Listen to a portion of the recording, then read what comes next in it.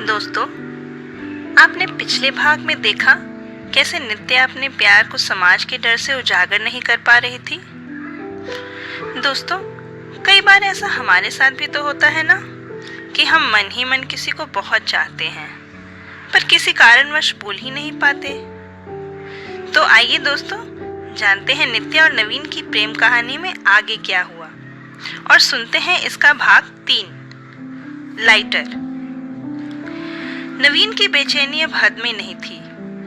नित्या की सुबह की बात ने जैसे उसके सपनों का शीश महल तोड़ कर रख दिया था। उसने लगने लगा था नित्या उससे प्यार ही नहीं करती। उसका दिल हार मानने को तैयार नहीं था। उधर नित्या अपने प्यार का इजहार करना तो चाहती थी, पर शर्म और लोक लाज ने उसके पैरों में बेड़ियां सी डाल रखी थी। वो कहती भी तो क्या। शाम जब नित्या बस से उतरी तो नवीन आज वहां नहीं था। नित्या उदास सी हो गई और तेज कदमों से घर की तरफ चल दी ताकि वह जल्दी से जल्दी घर पहुंच सके।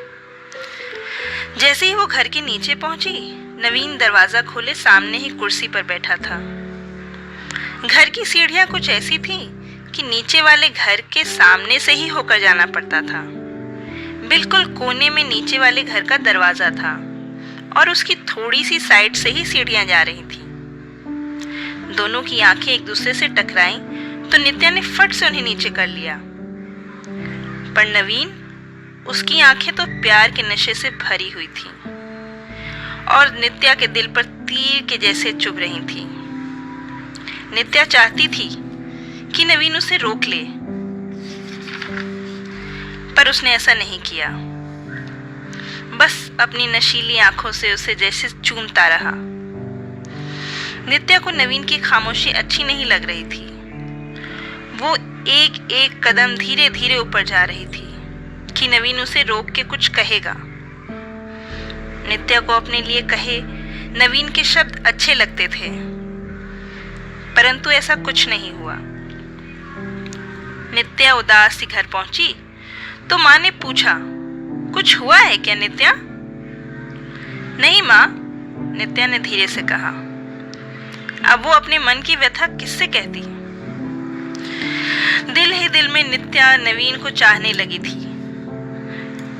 नवीन ने नित्या को कुछ दिनों का वक्त दिया कि शायद वह भी कुछ महसूस कर पाए और नवीन के प्यार को स्वीकार कर सके। पर बेचारा भोला नवीन ये समझ ही नहीं पाया कि यदि लड़की ना नहीं कहती तो उसका मतलब आधा हाँ ही तो होता है। 1 हफ्ते बीत गए। ना नवीन ने कुछ कहा और ना ही नित्या ने। नवीन के सब्र का बांध टूटने लगा। उसने फैसला किया, आज तो उसका जवाब जानकर ही रहूंगा। नित्या रोज की तरह ऑफिस जाने के लिए निकली तो आज नवीन भी उसके पीछे हो लिया। ओह, तुम? नित्या ने उसे पलट कर देखा और बोली। हाँ, तो आपने क्या सोचा नित्या? क्या मैं आपका जवाब जान सकता हूँ? नवीन ने बड़े प्यार से पूछा। नित्या कुछ बोली ही नहीं। नवीन ने जेब से एक लाइटर निकाली और उसे जलाया और अपने दूसरे हाथ पर लगा दिया। ये क्या कर रहे हो नवीन? तुम्हारा हाथ जल जाएगा, नित्या ने चिल्लाते हुए कहा। ओह, तुम्हें इस जलन की पड़ी है? और जो मैं आपके प्यार में दिन रात जल रहा हूं, वो आपको दिखाई नहीं देता? आज नवीन की आवाज में गुस्सा भी था और दीवानगी भी। उसकी आवाज में इतनी तपिश थी कि नित्या का दिल भी पिघलने लगा। बोलिए नित्या। नवीन अपना हाथ लाइटर पर रखे हुए था। ये जबरदस्ती है नवीन, नित्या ने कहा।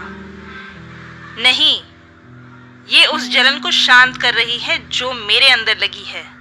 और हाँ, आप ना भी बोल सकती हैं, ये कोई जबरदस्ती नहीं। बस शाम में जब आप आएंगी तो ये हाथ जला हुआ होगा और कुछ नहीं, नवीन ने कहा।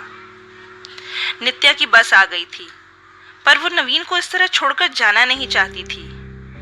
उसने धीरे से कहा, I love you too। क्या क्या कहा आपने? वो बस के शोर में कुछ सुनाई नहीं दिया। नवीन ने मुस्कुराते हुए कहा। दरअसल उसे सुनाई दे गया था, पर वो ये शब्द नित्या के मुंह से बार बार अपने लिए सुनना चाहता था। आई लव यू टू नवीन, नित्या ने फिर दोहराते हुए कहा और बस में चढ़ गई। नित्या का चेहरा शर्म से लाल हो गया था और नवीन खुशी के मारे पागल।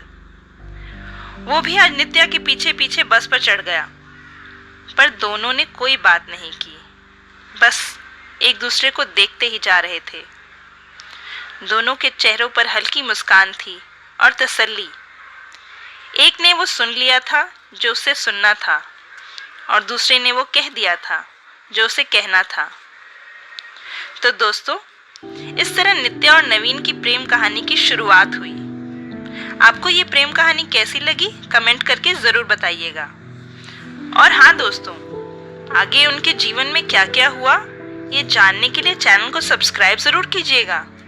तो मैं मायरा सिंह इसी के साथ आपसे इजाज़त लेती हूँ और दोस्तों, शब बखैर, गुड नाइट।